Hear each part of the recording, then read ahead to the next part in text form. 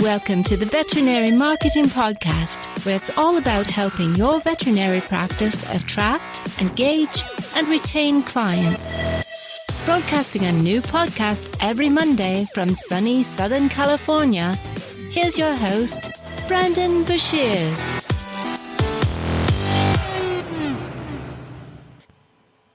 Hey there, everybody. Welcome to episode number 165 of the Veterinary Marketing Podcast. Today, we're going to be talking about content creation, how to maximize your content creation, create content that's going to be effective, not only for generating awareness, but things that you can repurpose. We're going to talk about repurposing strategies.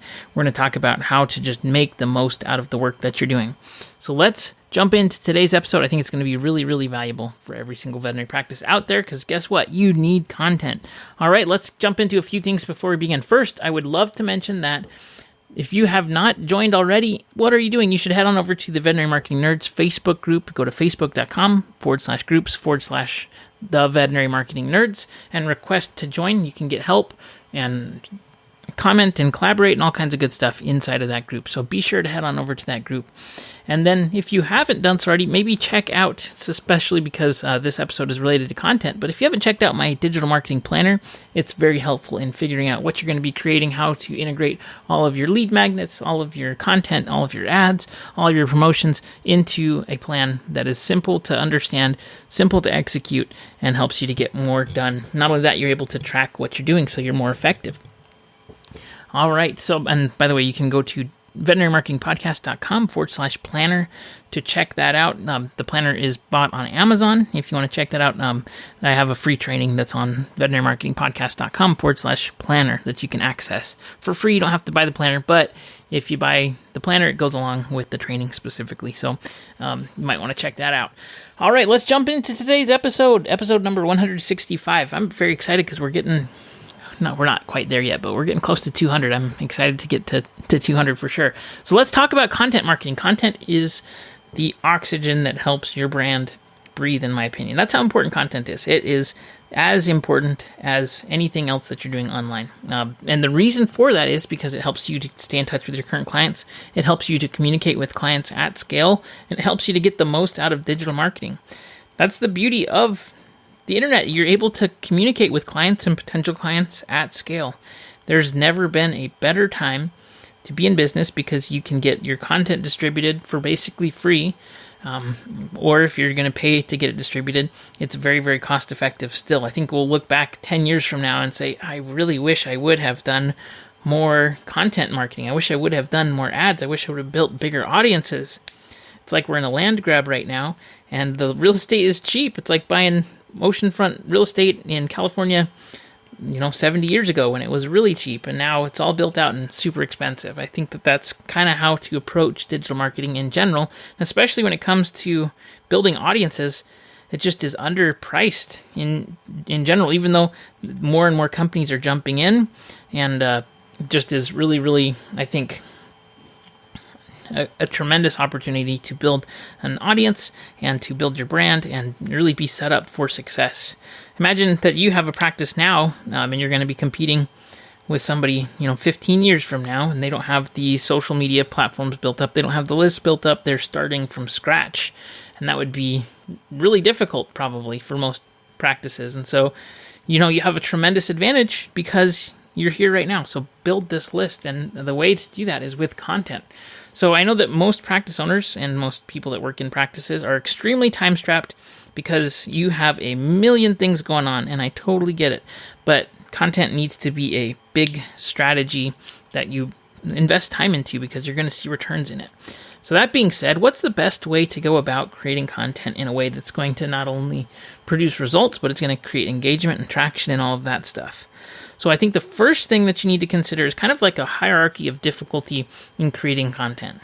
So it's going to be different for everybody. And what I mean by that is if you have a practice and you are great at writing, and writing is your passion and it's your skill, then it's easy for you to sit down and write content. Or you're really good at Instagram. You love Instagram. You love creating content on there. You love engaging with people on there. Instagram is your jam. Or you love making videos and you took a class when you were in college about video production and it was something that you loved and you wish you could do more of.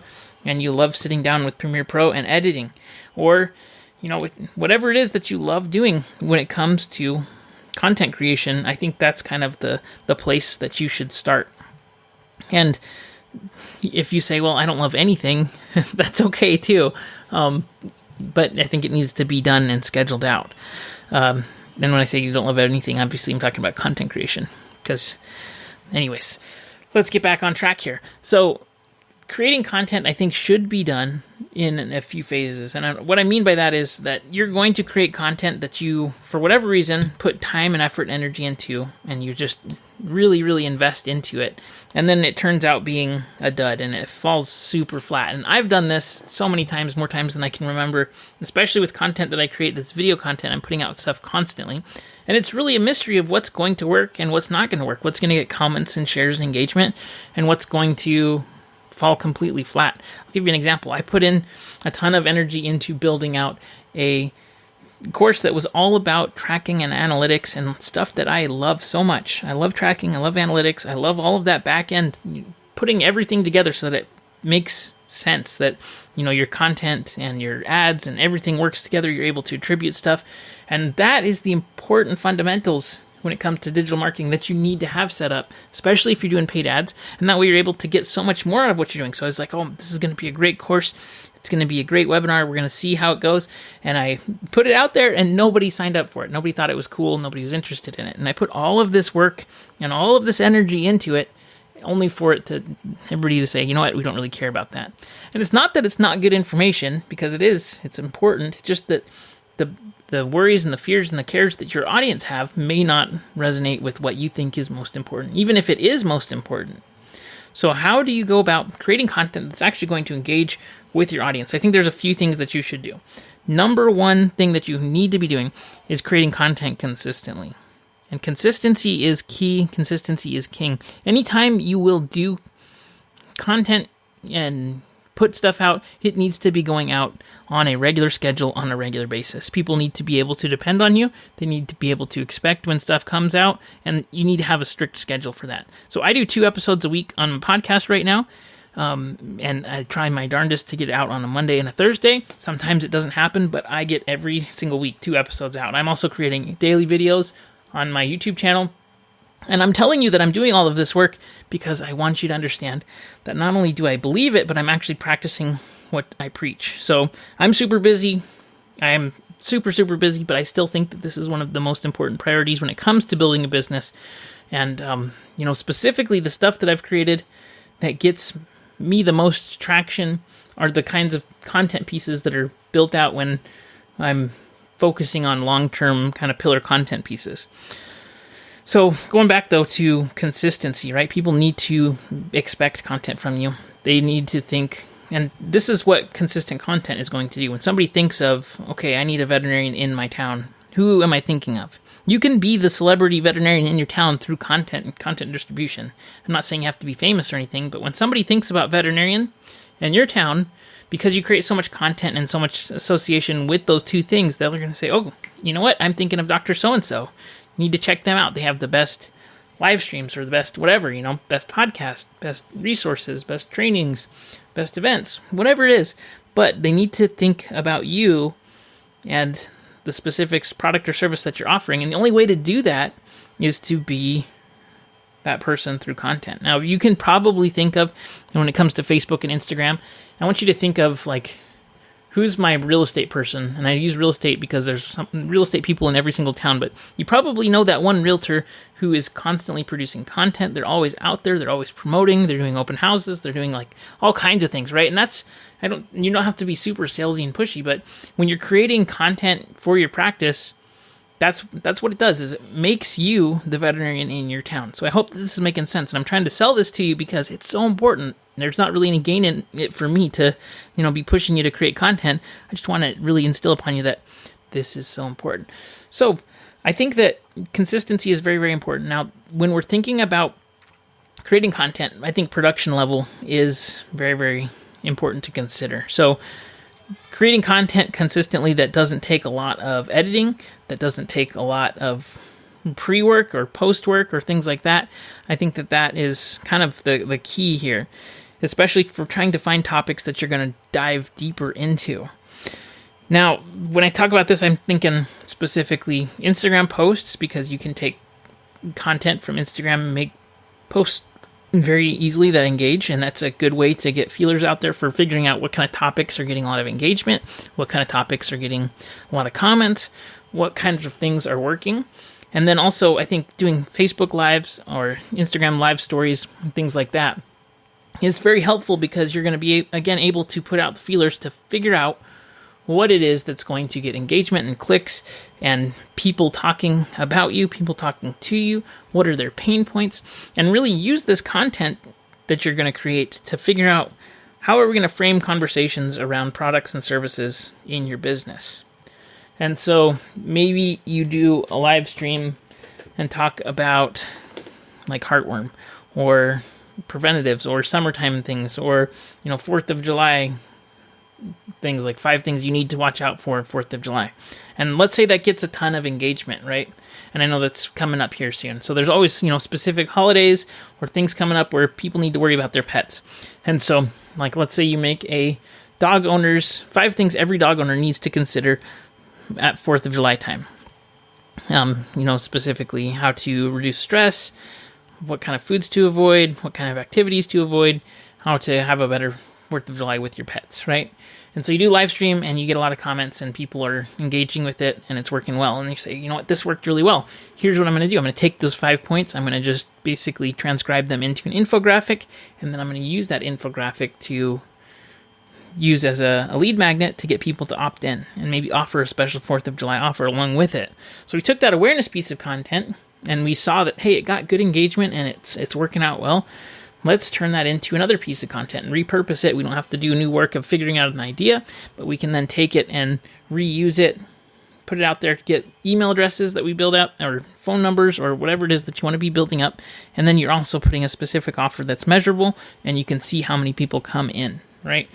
And that's really cool when you can take content that you're building out and then you can repurpose it and use it over again. And also, once it's set, you're able to repost it every single year, especially coming out around 4th of July or whatever specific holidays have fireworks involved with them, right? And so that's just one example of repurposing and reusing content. Now, I'm going to give you a list of ways to take something and then turn it into multiple pieces of content, because I think that this is really, really important in terms of what you should do, how you should approach your content, and where you should be placing it.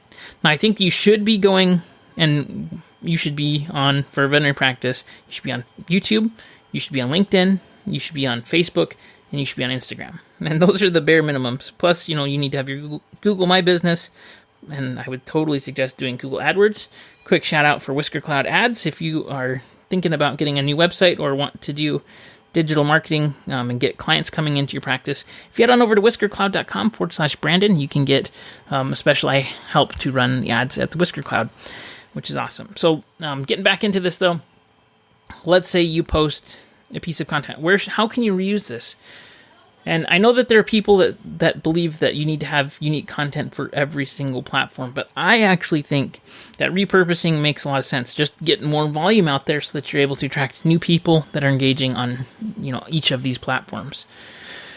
So I know that's a lot to digest there, but let's say you're going to create a piece of content. Let's say you do create a live video that is your core piece of content that we're going to repurpose. Let's talk about different types of posts and how you can repurpose this content in a way that's going to be able to be used across all kinds of platforms. So you do a Facebook Live, fantastic, you've done it. Now what you're going to do with that Facebook Live video is you're going to download it. You can then upload it to YouTube. You can upload it to LinkedIn. You can upload it to IGTV. So that's 4 pieces right there. You can take the audio and split the audio out. You can make it a podcast. That's 5 pieces. You can take each one of the bullet points and you can make those tiles for an Instagram carousel post. That's 6 pieces of content. You can reuse that and share it on Facebook. That's 7 pieces of content.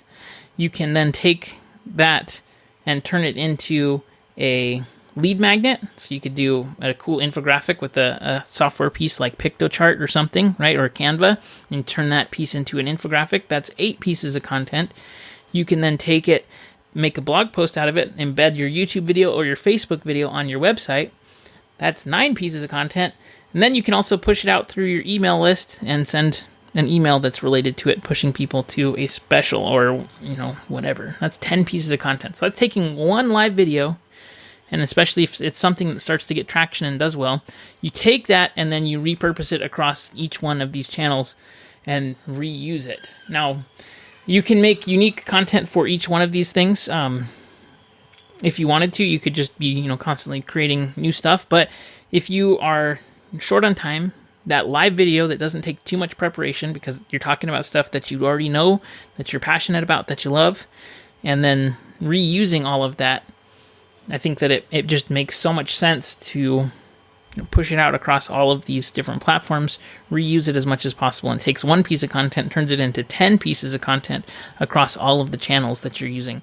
Now, you can use tools like Agorapulse or Meet Edgar or Hootsuite, or there's all of these tools that let you push it out at scale. You can also schedule things and build up a content library and a content silo, and basically have it relevant to a specific offer, and then you're tracking offers and you're getting really sophisticated. And I think that's wonderful when you can get to that point. But when you're just trying to figure out what should you be talking about, how often should you be talking about it, how often should you get out there, set a plan, be consistent, and then do it. And then take those pieces of content, repurpose them, and push them out so that you're showing up and across all of these platforms. And it really doesn't take too much additional work to get this done. And I know it sounds like it might be a lot, but you can do it. And I believe in you. So there you go. You should, if you have any questions or comments, you please let me know, and I would be happy to answer them. Again, if you haven't done so already, be sure to join the Facebook group, the Veterinary Marketing Nerds. And if there's anything that you would like me to cover in an upcoming podcast episode, be sure to comment, let me know. I'm always happy to answer questions. All right, everybody, have a wonderful week, and I'll see you on the next episode.